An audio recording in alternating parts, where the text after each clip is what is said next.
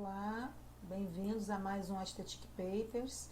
É um prazer estar aqui novamente, trazendo novidades, atualizando vocês de uma forma rápida, prática. Muito importante que vocês se inscrevam no YouTube e que dê o like, o dislike, e façam comentários, perguntem, falem sobre o tema, e a gente pode poder tirar dúvidas e abrir esse canal. Então hoje eu trouxe um artigo muito legal, tá? É uma avaliação, é um estudo em que se observou no split face como funciona a volumização da região médio-facial se você começa o preenchimento na região medial ou na região lateral, se isso interfere de alguma forma na volumização dessa região médio-facial. Foram 12 pacientes, 3 homens, 9 mulheres, e o lado direito da face se iniciou com os pontos de injeção lateralmente, então começou por aqui. E no lado esquerdo começou da região medial. E ele se baseia em estudos recentes, e um dos estudos que eles falam é da redistribuição da gordura e que é importante realmente com o envelhecimento a gente repor o volume facial. Então a redistribuição de gordura no subcutâneo é uma gordura superficial e profunda da face, elas têm uma redistribuição para a região intraabdominal. Então a localização fica ectópica. Então você perde gordura da face e vai para a região abdominal. E um outro estudo mostra que quando preencher a região temporal, você tem um efeito lifting e um efeito volumizador quando você preenche a região centrofacial. Então você ocorre um efeito mais de volume no centro facial e um efeito de lift na região temporal. Além desses estudos, surgiu o conceito de linha ligamentar, que eu acho que é a parte mais importante desse artigo e que a gente tem que entender bem. Em 2018 surgiu esse conceito. E que esse estudo que eles publicaram, eles queriam provar a hipótese que se uma sequência de injeção interfere no resultado lifting ou de volume da face. Então, se você injetar em algum ponto da face, por exemplo, na região lateral, será que vai ter efeito mais volumizador ou efeito mais lifting? Esse estudo objetivou mostrar, provar essa hipótese. Então, o que é a linha ligamentar? É uma linha vertical que passa da região crânio-caudal a 1 centímetro do canto lateral do olho, que conecta os maiores ligamentos da face. Quais são eles? O TLA, que é a abreviação em inglês, é o ligamento de adesão temporal. O espessamento lateral da órbita fica bem aqui nessa região, a 1 centímetro do canto lateral do olho. O ligamento zigomático, que fica muito próximo da eminência malar. E o ligamento mandibular é o que se encontra aqui na região ligamento mandibular, que se encontra aqui na região da mandíbula. Então, voltou. Então, esta linha, na realidade, é um marco anatômico. Você não consegue identificá-la na dissecção. Então, na realidade, como se fosse uma linha imaginária. E os músculos da expressão facial, eles se originam na região lateral a essa linha e percorrem um caminho em direção à região do sulco naso-labial, onde eles vão se inserir. Então, na realidade, nesse trajeto, esse músculo muda de trajeto e ele se torna oblíquo. Ele tem um trajeto mais oblíquo. Então, quando você tem essa mudança de trajeto, você ocasiona uma mudança também nas camadas faciais.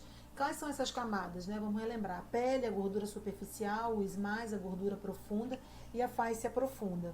Então, o arranjo se torna diferente da região medial e lateral, muito em parte por conta dessa mudança de trajeto dos músculos.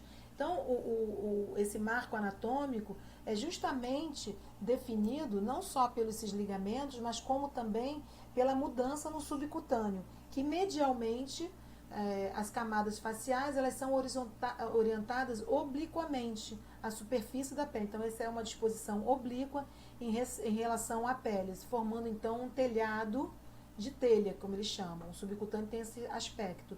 se deve então por conta dessa mudança no trajeto dos músculos, que levam com isso uma mudança também no subcutâneo. Então, e lateralmente essa linha, quer dizer, nessa região, nós vamos ter um arranjo, elas são arranjadas paralelamente à superfície cutânea. Então, elas têm uma disposição em casca de cebola. Então, nós temos medialmente um aspecto em telhado de telha e lateralmente de casca de cebola. Então, nós temos uma disposição diferente. Vocês lembram do SMARS no artigo anterior, que o estudo foi feito a nível no sulco.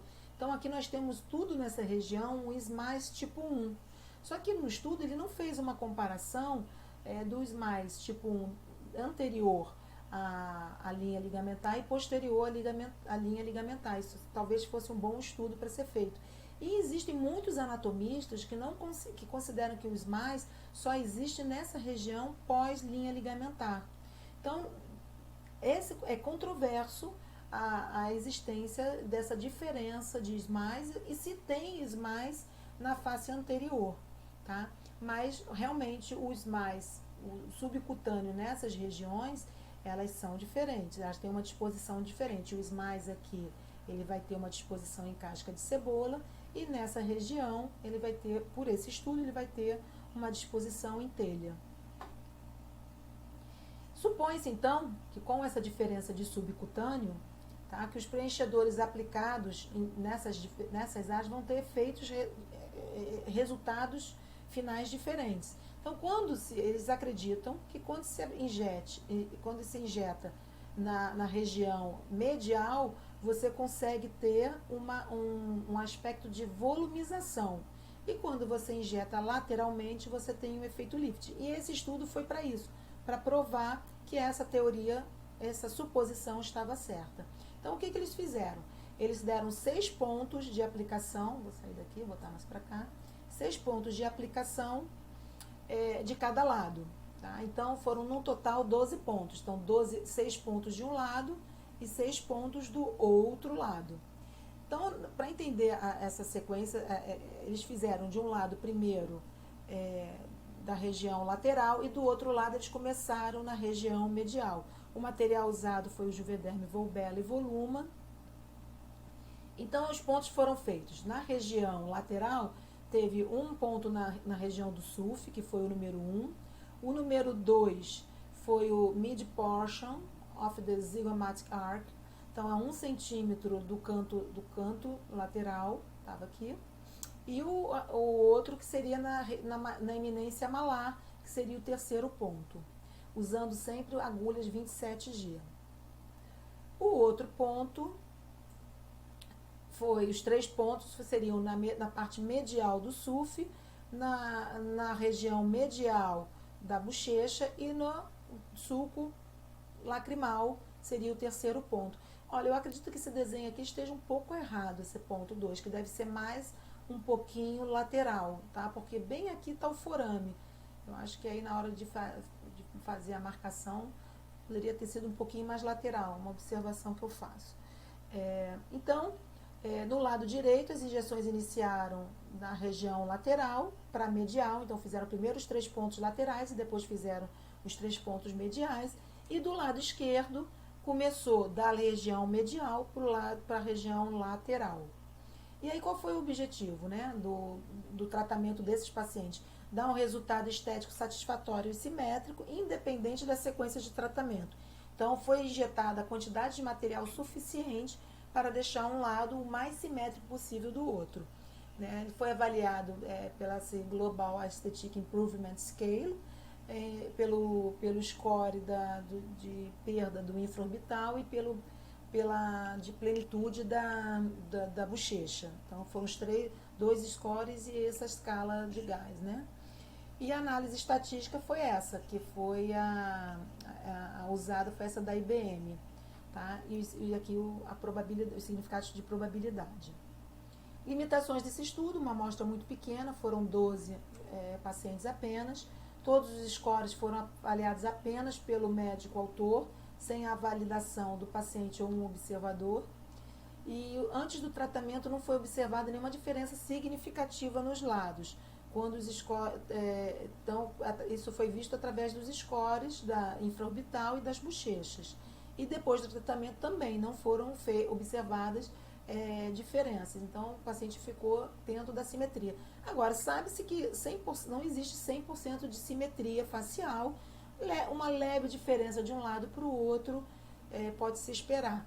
Né? E outra coisa é que os pacientes aqui, então, no caso, foram selecionados os mais simétricos possíveis. Então, o resultado desse trabalho deve então, ser entendido num contexto de melhora global da aparência, né? E que as diferenças de um lado para o outro, que estavam presentes durante o tratamento, foram levadas em conta na hora do assessment e feitos scores.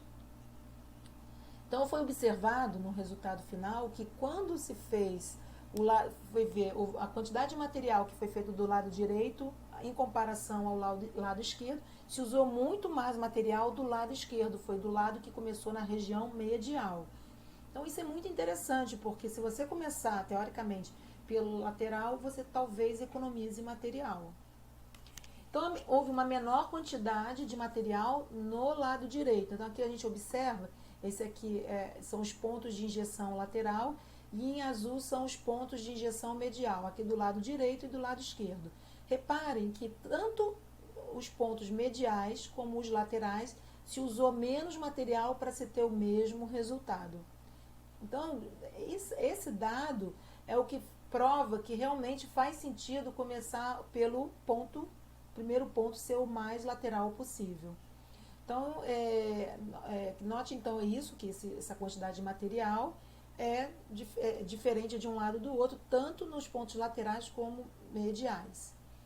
E de conclusão, sempre fazer primeiro os pontos de injeção laterais, a linha ligamentar, parece que reduz o volume necessário para voluminizar o suco lacrimal e a bochecha de forma simétrica e atraente. E as injeções laterais à linha resultam sempre num efeito lifting do compartimento de gordura médio facial. É isso, espero que vocês tenham gostado. É um estudo muito interessante e eu acho que vai agregar muito na vida de vocês. Um abraço, até semana que vem.